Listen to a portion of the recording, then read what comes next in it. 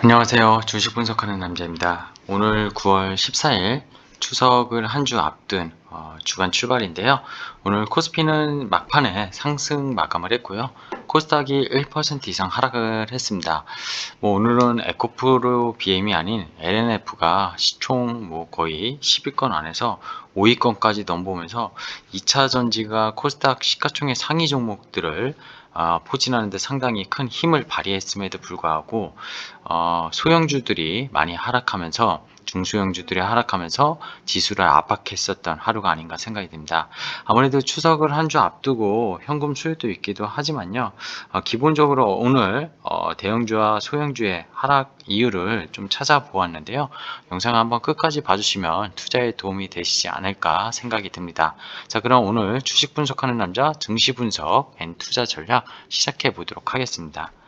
일단 마감 시장 지표부터 살펴봐야죠. 오늘 지난 주말에 미국 증시가 PPI라고 해서 생산자 물가지수가 발표를 했는데 상당히 높게 발표가 됐습니다.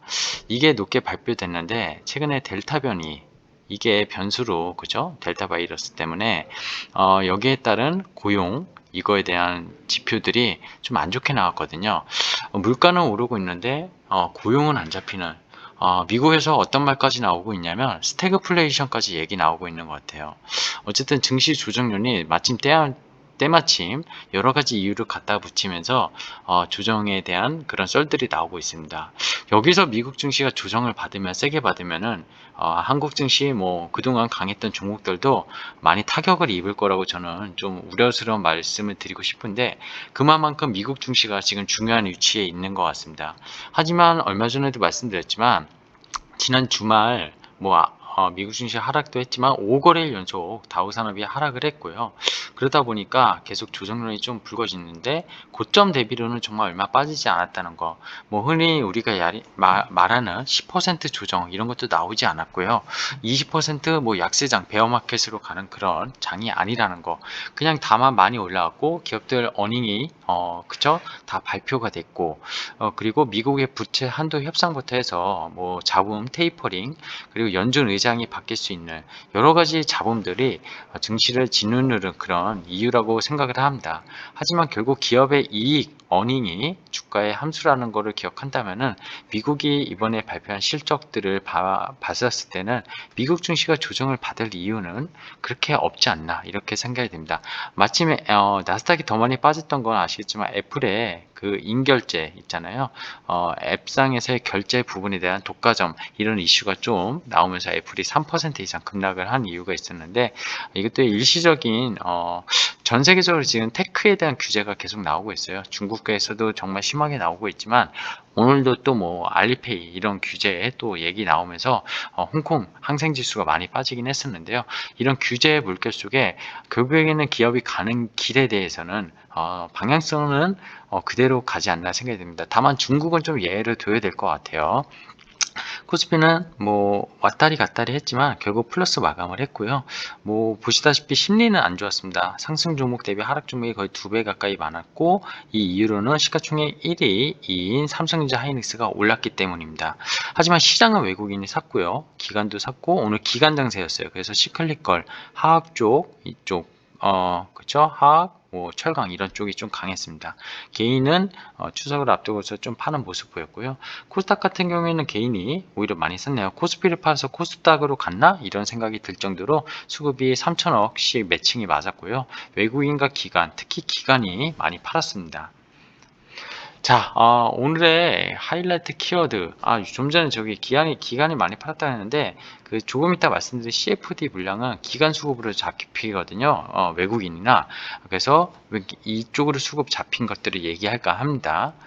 그리고 오늘의 하이라이트 키워드 좀 뽑아봤는데요. 미국의 물가압력 지수 PPI 아까 말씀드렸고요. 이번 주 14일인가요? 소비자 물가지수 발표되는데 되게 중요한 지표 같아요. 지금 11월은 테이퍼링, 늦어도 12월은 계속 가능하고 있고, 그러니까 델타 변이로 인해서 경기는 좀 뭔가가 불확실하고 고용도 잡히지 않는데 물가가 오르니까 연준도 그냥 가만히 그죠? 금리를 인상시키는 건 아니지만 뭔가 자산 매입의 속도를 상당히 줄일 필요가 있다는 그런 스탠스를 좀 차지하고 있는 것 같아요. 아무래도 전례 없는 그런 경제 상황 속에서 연준도 결정하기에는 뭔가가 딱 이거다 하고 결정하기에는 좀 어렵지 않나 생각이 듭니다. 스태그플레이션에 대한 우려, 이게 뭐예요? 결국 스태그네이션과 인플레이션, 즉 경기는 좋아지고 인플레이션이 올라가면 아주 금상첨화인데, 미국이 골디락스 하던 게 엊그제 같은데 지금은 델타 변이 바이러스로 오히려 경기 침체, 즉 스태그네이션, 그리고 인플레이션, 물가는 계속 오르는데 경기가 침체되면 정말 국가가 힘들어질 수가 있거든요. 그런 우려, 이런 모습이 나온다는 게 참 아이러니한 것 같아요. 근데 이 부분은 이번 주 미국의 지표 나오는 것들 보고 고용지표 개선국 10월, 11월 그리고 연준의 스탠스, 이런 것들을 좀 모니터할 필요는 있을 필요가 있을 것 같습니다. 자, 각국의 빅테크 규제, 이거 정말 심한 것 같아요. 이번에 엔트그룹이 뭐 알리페이 오늘 국유화, 알리페이의 그 핀테크 그룹이잖아요. 그죠? 엔트그룹 내에 알리페이가 핀테크 그룹인데, 그 핀테크 그룹 안에 또 그 대출을 하는, 그죠? 이 부분을 국유화하겠다, 이런 내용이었습니다. 이 내용이 오늘 또 국내 카카오, 정부에서 카카오에서 어느 부분을 또 뺄 것이다, 아니면 이 회사가 카카오에서 알아서 이 부분을 사업을 축소할 것이다, 이런 썰들이 나오면서 공매도가 정말 많이 나온 것 같아요. 그래서 중국발 탱크 규제가 미국, 그쵸? 애플도 어떻게 보면 앱 안에서 결제하는 거, 그런 부분도 규제로, 반독점 규제로 지금 나서는 것 같은데요.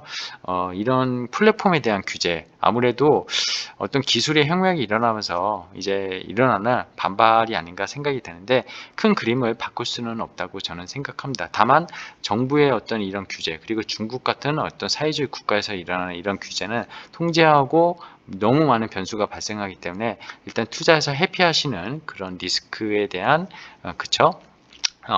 그런 통제는 필요하지 않나 생각이 듭니다. 자, 이제 할 얘기는 10월부터 CFD, 오늘의 주된 얘기입니다. 그죠? CFD, 증거금 40%, 이게 무슨 말이야? 이거 안 쓰시는 분은 모를 수 있고요. 주식에서 신용과 대출을 한 번도 이용 안 하고 현금만 하신 분은 모르실 수 있어요. 이게 뭔데 도대체? 이러실 수 있는데, CFD는요, 이게 뭐냐면 그냥 간단하게 개인이 주식을 보유하지 않고 진입가격과 청산가격, 왜 삼성전자가 7만원에 진입했어요. 8만원에 팔아.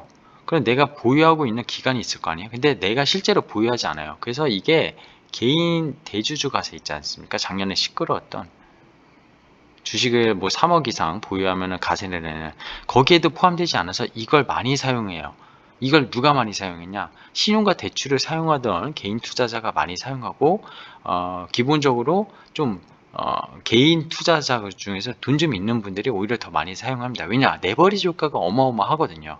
어떻게 크냐면, 보통 증권사에서 내가 삼성전자랑 1억 정도 갖고 있으면은 5천만 원에서 6천만 원까지 대출이 됩니다.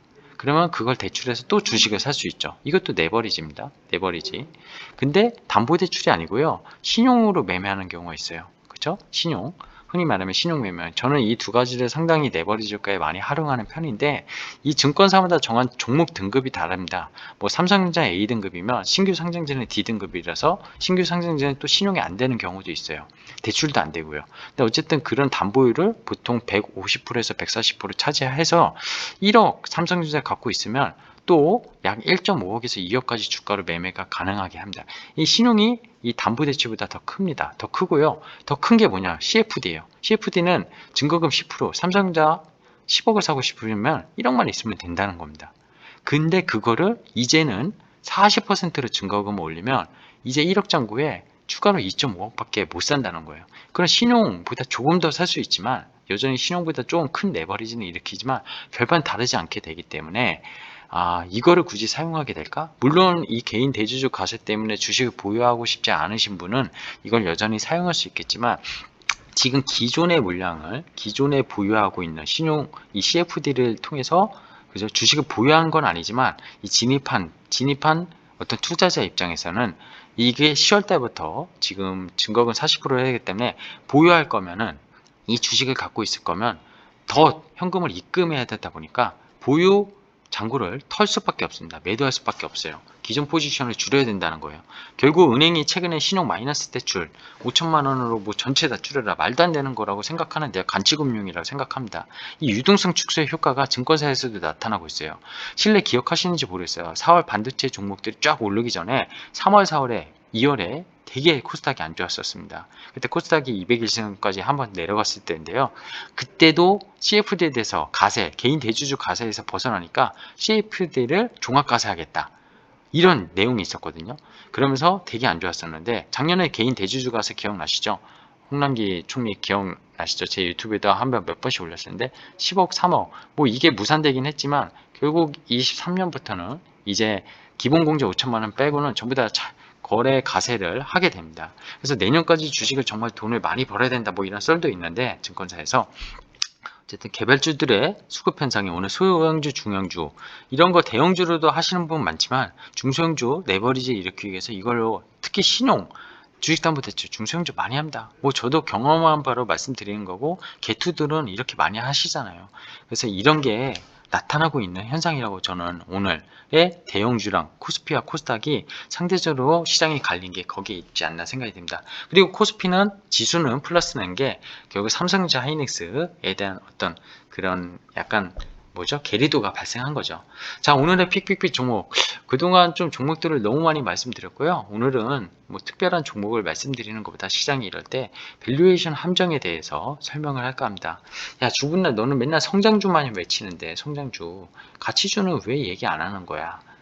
제가 가치주를 싫어하기도 하지만 저는 주가는 업사이드, 즉 성장주, 업사이드가 큰 거에서 더 벌어야 된다고 생각하고요. 변동성은 있을 수 있지만 그죠? 변동성은 있을 수 있지만 업사이드가 커야지 먹을 때 크게 먹을 수 있고 변동성 없을 거면 굳이 주식을 할 필요는 없다고 생각하는 투자자입니다. 그래서 밸류에이션 함정에 대해서 오늘 설명을 할까 합니다.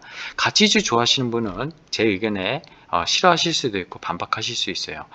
밸류에이션 함정이 뭐냐? 흔히 말하는 PBR, 순자산 가치죠. 기업이 이 가치를 청산했을 때 이게 1배 이하에 지금 거래되면 충분히 살만한 싼 가치다. 뭐 이게 그래서 은행주들이 PBR이 되게 싸잖아요. 뭐 0.4배 막 이런데 PER은 동종업계들 비교할 때 쓰죠. 그래서 주당 이제 순이익 그거를 이제 PR 뭐 20배다, 30배다, 40배다. 지금 전기차 밸류들은 100배니 비싸다, 고평가다 이런 얘기들 하는데 흔히 말하면 PBR과 PR 숫자가 낮을수록 밸류에이션이 그러니까 가치가 싸니까 주가가 많이 먹을 수 있다 이렇게 생각하시거든요. 근데 이 총 세 가지를 제가 오늘 가져와 봤는데 정말 중요한 숫자입니다.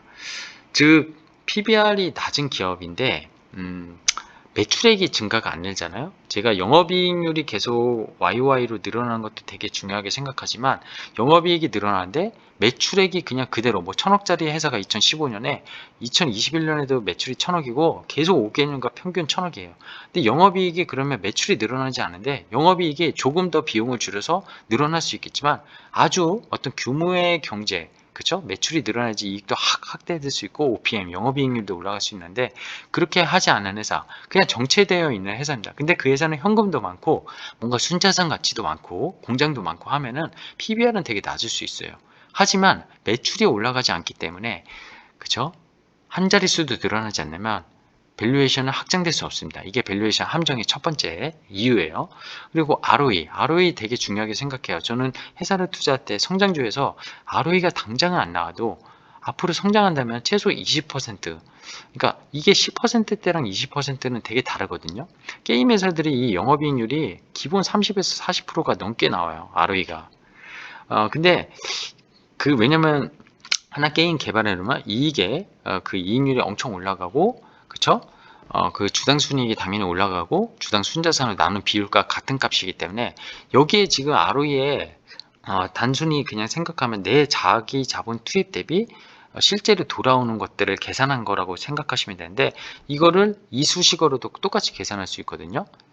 근데 자세한 설명은 제외하겠습니다. 근데 가치평가 양대산맥이 결국 PBR과 PR을 동시에 고려한다면 결국 PBR이 낮은 저평가 기업이라고 하면 그쵸? 이게 주당 순자산에 들어갈 거고 BPS에 이 BPS로 낮았는데 나눴는데 ROE가 낮다는 거는 고질적으로 회사가 돈을 못 번다는 얘기입니다. 주당 순이익이 안 늘어난다는 거예요. 제가 ROE가 높아야지 내가 빌린 돈, 대차대지표를 보면 여기가 에쿼티고, 그죠? 여기가 순자산, 부채, 그리고 이게 총자산이잖아요. 총자산. 그래서 이거 대비 실질적으로 벌어놓은, 여기 빌린 돈 말고요. 내 순수 자본을 통해서 그 회사가 버는 돈, 이게 되게 중요하다는 거예요. 그걸 평가하는 기준이 ROE예요. 이 ROE가 낮은 회사는요, PBR은 되게 낮을 수 있어요. 근데 계속 성장할 수는 없다는 겁니다. 근데 PBR이 낮고 ROE가 낮았는데 ROE가 어느 순간 올라가는 회사들이 있습니다. 그 회사는 자산 대비 순이익이 어느 순간 급증한다는 거거든요. 그런 회사를 진짜 잘 봐야 돼요. 이것도 밸류에이션 함정의 두 가지 특성이라고 보시면 되고요. 마지막으로 정말 중요한 부분인데요. 이 부분입니다. 영업이익 되게 중요하죠. 기업이 벌어들이는 이익이니까, 그렇죠? 영업 외 이익보다 실제로 활동해서 벌어들이는 이익. 근데 그 중에서 영업이익은 매년 플러스인데 이 영업이익 활동 현금 흐름이 있어요. 현금 흐름이 FCF 이익의 마이너스를 기록한다면 해당 기업이 저평가합니다. 왜? 이익은 내는 회사지만 현금 흐름이 마이너스거든요. 아시겠지만 유의액 대비, 즉 수입보다 지출 계정이 많으면서 주주들에게 나눠주는 흔히 말하면 배당이 될 수 있겠죠. 이런 것들이 없으면 투자가 입장, 즉 외국인과 기관이 투자하지 않게 된다는 거고, 기본적으로 현금 흐름이 뭔가가 딴 데로 빠진다는 게 많다는 거예요. 그게 투자나 어떤 연구개발비로 많이 빠져서 일회성이나 이회성 이렇게 되면 되는데 몇 년이 계속 지속된다면 회사가 문제가 있다는 거죠. 근데 이런 회사가 PBR은 되게 낮고요. PR이 낮을 수 있어요. 그런 밸류에이션 함정. 이게 밸류에이션 함정입니다. 제가 오늘 이 밸류에이션을 왜 얘기했냐면 가치주들이 많이 이 함정에 빠집니다. 흔히 말하는 가치주들이. 가치주가 다 나쁘다는 건 절대 아니에요. 근데 가치주는 이런 함정에 빠지면 그냥 너무 싸다고 몇 년을 보유한다고 해서 주가가 오르지 않는 그런 함정에 빠질 수 있습니다. 자, 오늘은 여기까지 하겠습니다. 오늘 시장 고생하셨고요. 아마 이번 주 한 주 추석 지나고 나서까지 그 수급이 CFD 관련된 또 개인 대주주 이슈처럼 수급이 좀 문제가 될 수 있을 것 같긴 한데 잘 버티시면 지금 반도체 같은 장비나 소재 업종들 거의 4월 고점에서 20에서 30% 빠진 것 같습니다. 미국 시장만 깨지지 않는다면 미국 그런 가정이 좀 필요하긴 하지만 미국이 어떻게 될지는 저도 모르지만 아까도 말씀은 대략 드린 것 같고요. 여기서 정말 큰 문제가 어떤 시스템 리스크가 발생하지 않는 한 지금 사서 주식이 크게 물릴 일은 없지 않나 그런 생각이 듭니다. 반도체 업종에 한해서 얘기를 드린 거고 2차전지 업종은 이제 보유자의 영역이지 신규 매수를 제가 하라고 뭔가 말씀드리긴 좀 저도 애매한 것 같아요. 그런 말씀 드리고 싶고요. 오늘 LNF가 정말 급등했는데 상한가 한번 가졌으면 좋겠다 싶었는데 상한가는 무리가 있었나 봅니다. 자, 오늘 하루 너무 고생하셨고요. 저는 주분남이었고 구독, 좋아요, 알람 설정 부탁드리겠습니다. 고맙습니다.